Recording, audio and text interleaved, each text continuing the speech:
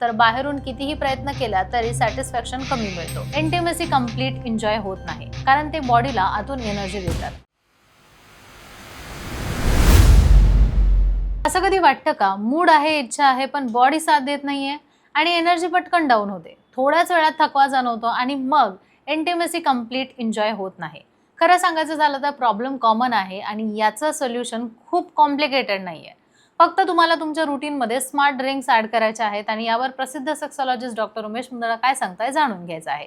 Doctor Umesh Mundada यांचं Asha Kiran sex clinic 1985 पासून लोकांच्या सेवेत आहे. गेले 40 वर्ष ॲज अ क्लिनिकल सेक्सॉलॉजिस्ट म्हणून लोकांना मार्गदर्शन करत आहे. मुंबई, पुणे, नाशिक, कोल्हापूर, नगर अशा शहरांमध्ये त्यांचे क्लिनिक असून संभाजीनगर येथे मुख्य शाखा आहे, जिथे ते सोमवार ते शुक्रवार असतात आणि शनिवारी रविवारी पुणे आणि मुंबईच्या क्लिनिकमध्ये असतात.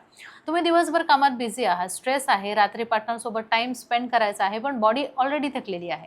अशा वेळी मूड असूनही इन्व्हॉल्वमेंट कमी असते. डॉक्टर मुंदडा सांगतात इथेच नॅचरल ड्रिंक्स गेम चेंज करू शकतात, कारण ते बॉडीला आतून एनर्जी देतात. त्याचा डायरेक्ट इफेक्ट सेक्शुअल परफॉर्मन्सवर दिसतो.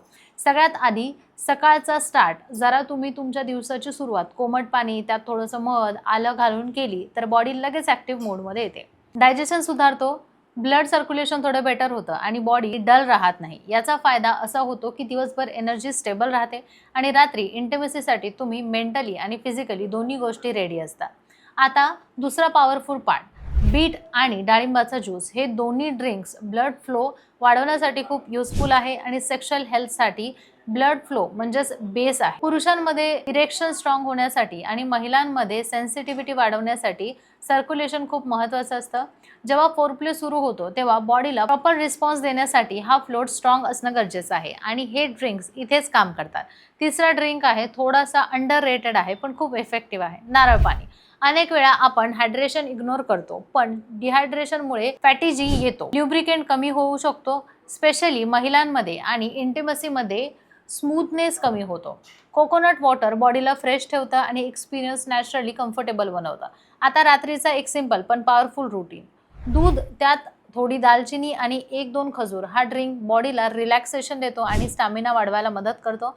म्हणजे इंटिमेसी दरम्यान तुम्ही लवकर थकत नाही आणि इन्व्हॉल्वमेंट जास्त टिकतो.